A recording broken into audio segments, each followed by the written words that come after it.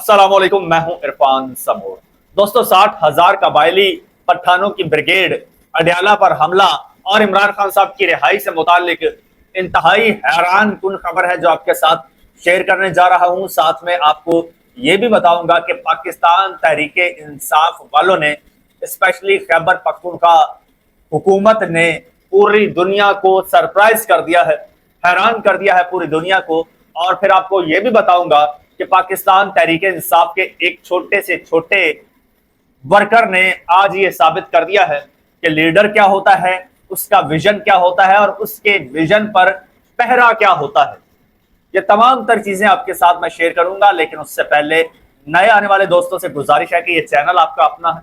अगर अभी तक इसको सब्सक्राइब नहीं किया तो सब्सक्राइब जरूर कर लीजिए और बेल आइकन पर भी क्लिक कर दीजिए ताकि हर नई आने वाली वीडियो टाइमली आपको मौसूल हो जाए। दोस्तों, सूरत हाल ये है कि वो कहते हैं ना कि जी इस बहती गंगा में हर कोई हाथ धोना चाहता है और फिर इस सियासी और इक़्तिदार के हमाम में सारे ही नंगे हैं। तो सुहेल अफरीदी साहब जो कि इश्क़ इमरान में मरने आए थे, उनके हवाले से खबर आई है, एक दावा आया है कि जनाब उन्होंने एक नया ही चंद चढ़ा दिया है। और वो खबर यह है कि खैबर पख्तूनख्वा असम्बली ने अरकान की तनख्वाहों और मराआत का नया कानून मंजूर कर लिया है। और इस हवाले से जनाब सहाफ़ी हैं अदील राजा साहब, उन्होंने अपने एक्स अकाउंट पर लिखा है, जरा डिटेल लिखी है, सुन लीजिए तहम्मुल से, फिर आपको असल आईना दिखाऊंगा। वो कहते हैं कि अगरचा कानून का उन्वान सिर्फ अरकान असम्बली की तनख्वाहों और अलाउंसेस से मुतालिक है, ताहम इसकी मुख्तलिफ शिकों का जायजा लेने से मालूम होता है कि इसमें अरकान असम्बली को फराहम की जाने वाली मुतादिद माली और इंतजामी सहूलियात को भी कानूनी हैसियत दी गई है। कानून के मुताबिक अरकान असम्बली को बुनियादी माहाना तनख्वाह के अलावा मुख्तलिफ नौयत के अलाउंसेस भी फराहम किए जाएंगे, जिनमें सेशन और यौमिया अलाउंस भी शामिल हैं। ये अलाउंसेस बुनियादी तनख्वाह से अलग होंगे और कानून के मुताबिक इनकी अदायगी की जा सकेगी। कानून में अरकान असम्बली की रहायशी ज़रूरियात को मद्देनजर रखते हुए मुख्तलिफ माली मराआत शामिल की गई हैं, जिनमें रहायशी allowance, house rent allowance, utility allowance भी शामिल हैं। इन सहूलियात का मकसद रहायश और उससे मुतालिक अखराजात की माली मुआवनत फराहम करना है। सुनते जाइए, शर्माते जाइए। कानून के तहत अरकान असम्बली के दफ्तरी और राबताकारी अखराजात के लिए भी अलग अलाउंसेस मुकर्रर किए गए हैं, जिनमें टेलीफोन अलाउंस, दफ्तर की देखभाल का अलाउंस, ये मराआत सरकारी जिम्मेदारियों की अंजाम दही में मुआवनत के लिए फराहम की जाएंगी। अरकान असम्बली को सरकारी फराइज की अंजाम दही के दौरान सफर और आमदोरफ्त के लिए भी मुख्तलिफ माली मराआत दी जाएंगी, जिनमें सफरी अलाउंस, कन्वेंस अलाउंस, यौमिया अलाउंस शामिल हैं। इसके अलावा अरकान असम्बली को तिब्बी सहूलियात भी फराहम की जाएंगी ताकि इलाज मुआलजे के अखराजात के लिए सरकारी मुआवनत दस्तयाब हो। कानून में सिर्फ आम अरकान असम्बली ही नहीं बल्कि बाज आईनी ओहदों के लिए भी खुसूसी मराआत रखी गई हैं, खुसूसन अपोजिशन लीडर के लिए इजाफी सहूलियात और मराआत रखी गई हैं। और जनाब अदील राजा साहब लिखते हैं कि यह कानून ऐसे वक्त में मंजूर किया गया है जब मुल्क भर में महंगाई, बढ़ती हुई बिजली और गैस की कीमतें, बेरोजगारी और टैक्सों के इजाफी बोझ जैसे मुआशी मसाइल अवाम के लिए एक बड़ा चैलेंज बने हुए हैं। ऐसे हालात में अरकान असम्बली की तनख्वाहों, अलाउंसेस और दीगर मराआत सहूलियात को एक नए कानूनी फ्रेमवर्क के तहत मुनज़्ज़म किए जाने पर मुख्तलिफ हलकों में बहस और राय का इजहार मुतवक्का है। लेकिन मुतवक्का नहीं जनाब, इजहार इस वक्त जारी है। मुख्तलिफ हलकों में इजहार इस वक्त जारी है और इस हवाले से मुख्तलिफ लोग तनकीद कर रहे हैं। और उस तनकीद में आपको मैं बताता चलूं कि लेकिन उसमें एक अच्छी पेशरफ्त भी हुई है, उसमें एक अच्छी पेशरफ्त भी हुई है। वो पेशरफ्त ये हुई है कि फवाद चौधरी साहब जो हैं, और पहले तो मैं आपको बताता चलूं कि फलक जावेद खान है, पीटीआई की ही कारकुन है, जेल में इस वक्त कैद हैं। वो कहती हैं सुहेल अफरीदी ने बिल पास करवाकर गलत किया। जितना गलत मरियम नवाज का जहाज लेना था, उतना ही गलत ये बिल पास करना था। केपी में गंदम के बहरान की वजह से लोग भूख से मर रहे हैं। वो शख्स जो चाय के साथ दूसरा बिस्किट नहीं देता था, उसके नाम की हुकूमत बनाकर ये लोग बेगैरतियां कर रहे हैं। ये 5 रुपए टैक्स से बचने का फैसला कर रहे हैं और इन लोगों को शर्म आनी चाहिए। साथ में खबर यह भी आ रही है कि इन तमाम अरकान असम्बली को ब्लू पासपोर्ट भी देने का कानून मंजूर किया गया है। यानी कि जितने भी ये आपके एमपीएज हैं खैबर पख्तूनख्वा असम्बली के, ना सिर्फ उनको बल्कि उनकी बेगमात को भी ब्लू डिप्लोमेटिक पासपोर्ट दिए जाएंगे।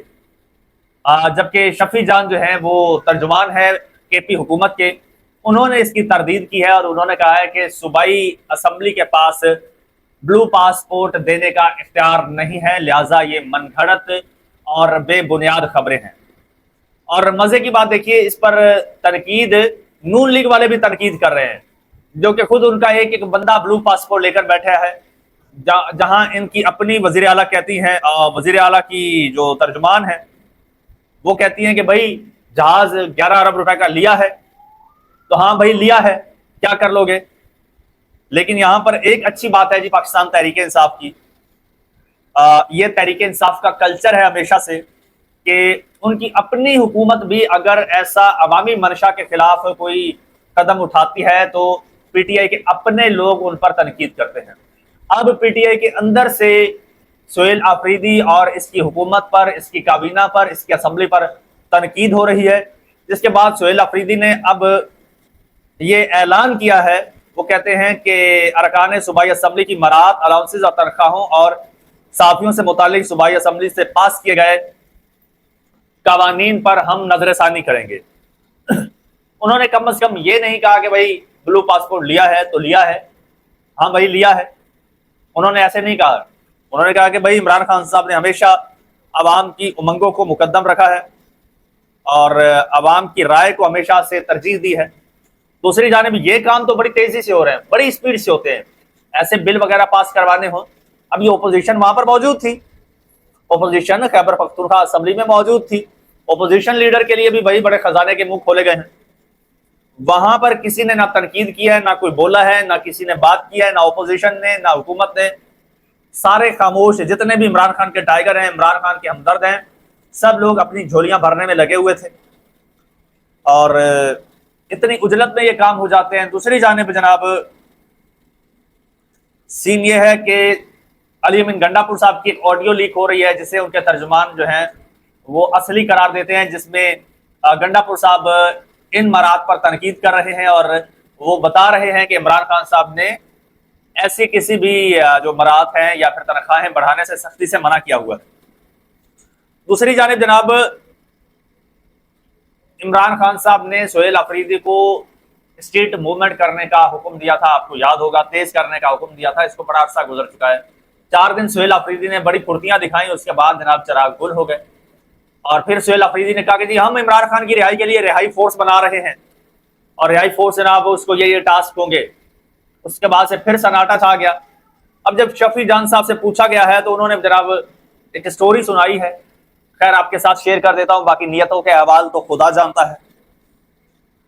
शफी जान जो खैबर पख्तूनख्वा हुकूमत के तर्जुमान है, वो कहते हैं कि इमरान खान की रिहाई के लिए बनाई जाने वाली फोर्स के लिए 60,000 से ज्यादा अरकान रजिस्टर्ड हो चुके हैं, जबकि आज से बड़ा अरसा पहले मैंने ऐसे ही सुना था कि 3 लाख से ज्यादा लोग रजिस्टर्ड हो चुके हैं। अब ये आज फरमा रहे हैं कि 60,000 से लोग ज्यादा अरकान रजिस्टर्ड हो चुके हैं और रिहाई फोर्स से मुतालिक बड़ी खबर सामने आने वाली है। ये 60,000 गालिबन वो पठानों की बात कर रहे हैं, केपीके के लोगों की बात कर रहे हैं। वो कहते हैं कि तंजीम साजी के बगैर तहरीक आगे नहीं बढ़ सकती, वजह तमाम सूबाई सदूर की जिम्मेदारी है कि तंजीमें मुकम्मल करें। बिल्कुल ठीक। खैबर पख्तूनख्वा में तंजीम साजी का अमल आखिरी मराहिल में है। ISF, youth women, minority, IDF और ILF की तंजीमें जरूरी हैं। स्ट्रीट मूवमेंट की जिम्मेदारी सोहेल अफरीदी ने मिसाली अंदाज में निभाई। वो जो 4 दिन फुर्तियां दिखाई थी, उसके बाद सतही खैरा कुल पिराना खैर। पंजाब, सिंध, बलोचिस्तान और खैबर पख्तूनख्वा में स्ट्रीट मूवमेंट के असरात नुमाया रहे। खैबर पख्तूनख्वा हर किस्म के आइंदा लाहे अमल के लिए मुकम्मल तैयार है। अचकजई साहब जो फैसला करेंगे खैबर पख्तूनख्वा उस पर अमल करेगा। अडयाला जेल एहतजाज में शिरकत किसी एक सूबे की नहीं, सबकी मुश्तरका जिम्मेदारी है। जो जिम्मेदारी नहीं उठा सकता उसे अपना ओहदा छोड़ देना चाहिए।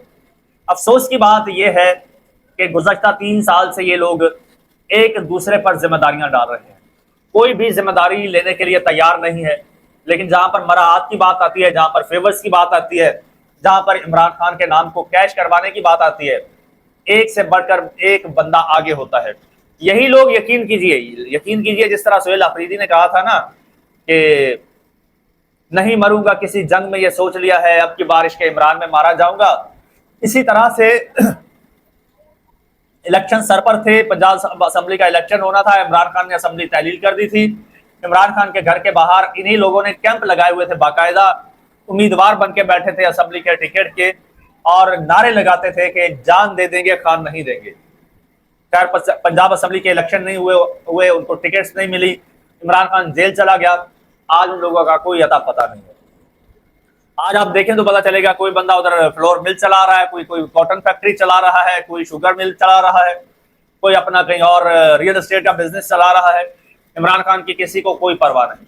कल इलेक्शन हो जाए ना, बल्कि सब छोड़िए, ये जो पीटीआई की खवातीन है, जब ये केस चल रहा था मखसूस नशिस्तों का अदालतों में, और इनको उम्मीद जाहिर होती थी कि जनाब मखसूस नशिस्तें पीटीआई को मिलनी है खवातीन की।